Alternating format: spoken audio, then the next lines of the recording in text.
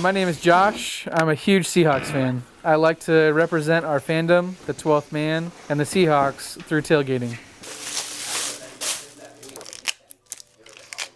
My normal routine on game days typically starts a couple of days before. We have to go and acquire all of our supplies for our particular tailgate, whether that's picking up a keg of beer, picking up steaks, or any type of pre-work we need to do. But also on a tailgate day, we may have a game that starts at 1 o'clock in the afternoon or even 7 o'clock at night.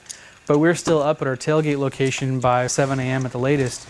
Otherwise, other people will come in and take our spot.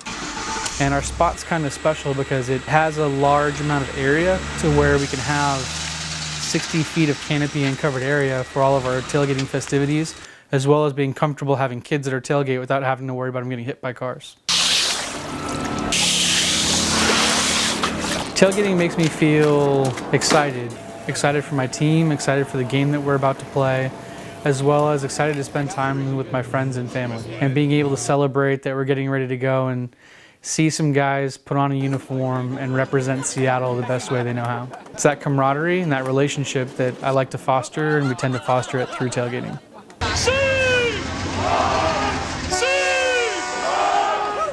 My favorite tailgating memory has to go back a couple of years ago when the Seattle Seahawks played the San Francisco 49ers. My friend Juan, he was a firm believer the 49ers were going to destroy the Seattle Seahawks. Every game that we played against the 49ers, he truthfully believed that they were going to beat us. However, reality sets in and he's watched the Seahawks beat the 49ers for almost a decade now.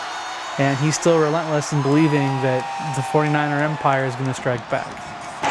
And that concludes today's game as your Seattle Seahawks defeat the San Francisco 49ers 43-16. Evaluating tailgates, whether it's a win or a loss, it's always easier to swallow that pill when you win.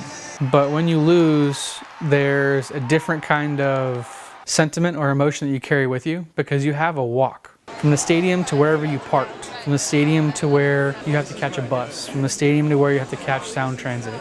You have the time to reflect on that game and what could have happened differently, what should have happened differently, whose fault it was, or what you may have been able to do to impact that game differently. And I think that anytime you lose, if you're just happy with a loss, then you're not necessarily there for the right reason. But if you're reflecting the whole way through and you want to figure out a way to do better next time, then you're competing.